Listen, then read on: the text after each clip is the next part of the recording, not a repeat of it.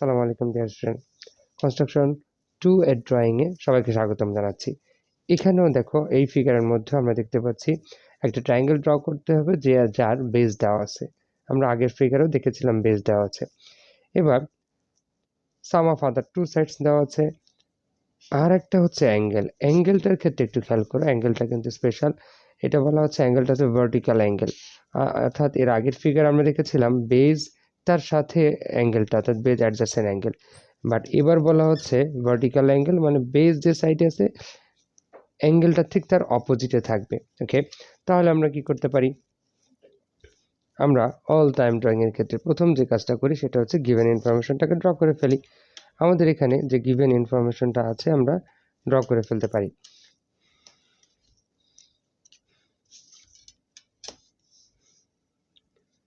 Six centimetre, আমরা লাইনটা 6 centimetre লাইনটা ড্র করে ফেলি।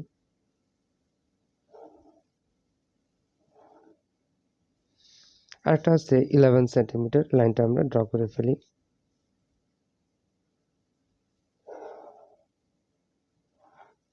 তাহলে 6 সেন্টিমিটার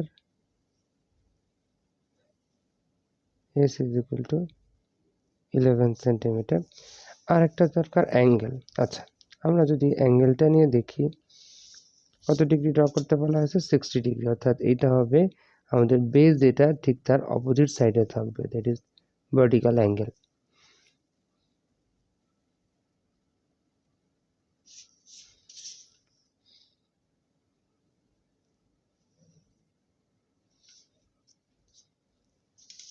ওকে, এবার আমার কাজ কি?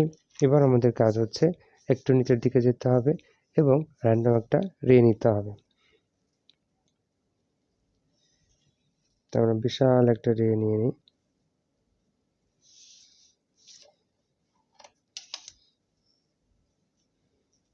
Let us suppose DE is the ray. ওকে, এই রে থেকে আমাকে এখন কি কাজ করতে হবে? এখন আমাদেরকে সাম অফ আদার টু সাইডস যে লাইনটা ছিল সেটাকে আমরা একটু কপি করে নিয়ে আসি।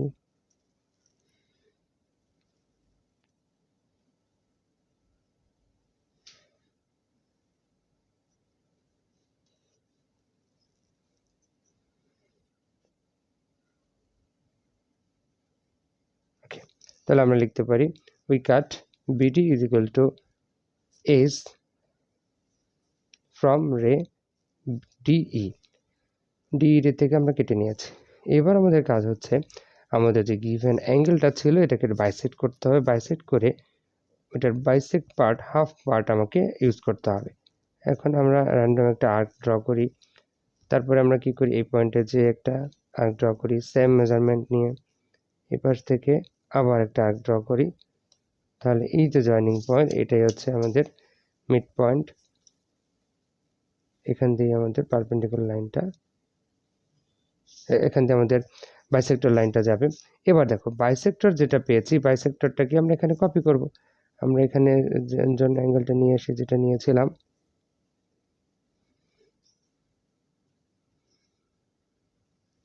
আমরা আর্ক যে মেজারমেন্ট নিয়েছি সেটাই নিচ্ছি এখানে। এবার দেখি হাফ হওয়ার জন্য কতটুকু দরকার, খুবই অল্প পরিমাণ।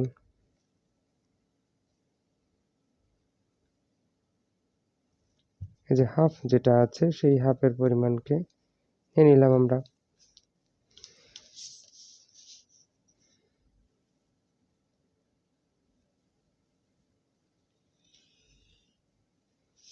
তাহলে আমরা বলতে পারি বি ডি এফ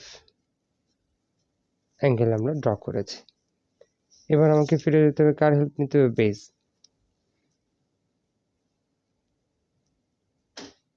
আমরা বেজের মেজারমেন্ট নিয়ে এসে এট বি পয়েন্টে বেজের মেজারমেন্ট নিয়ে আমরা একটা আর্ক ড্র করব।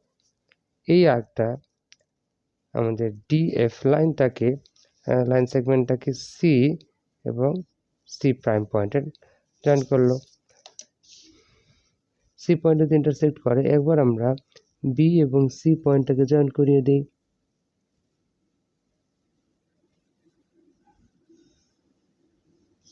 আবার বি সি প্রাইম পয়েন্টও জয়েন করিয়ে দিই।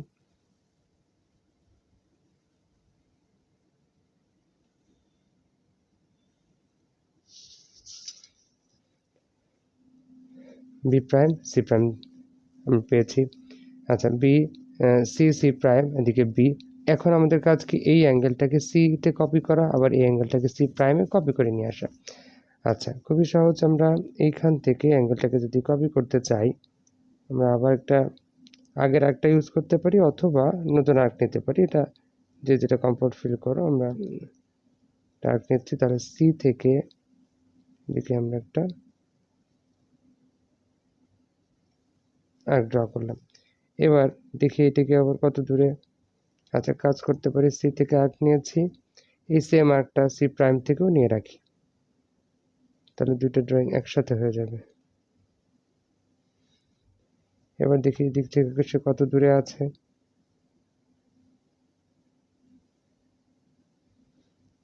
ওকে,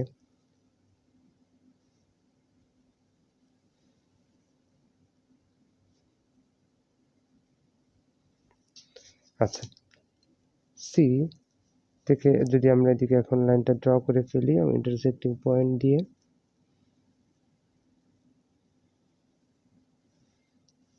this is the A point. আবার এখান দিয়ে যদি ড্র করি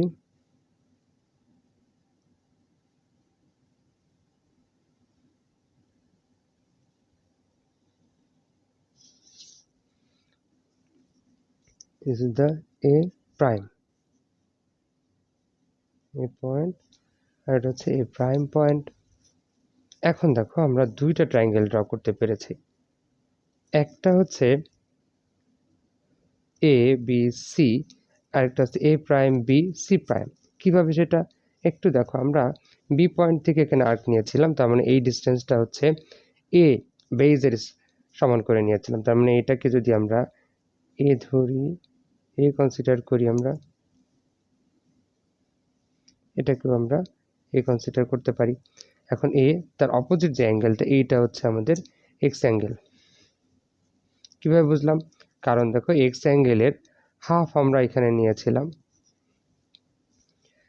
এইটা হচ্ছে ইন্টারনাল অ্যাঙ্গেল, এটার এক্সটেন্ডেড অ্যাঙ্গেলটা কি ইন্টারনাল দুটার সামের সমান হয়, তার মানে এই দুটার সাম এখানে এক্স অ্যাঙ্গেল। সো আমরা বলতে পারি A B C and A prime B C prime, this is the required triangle.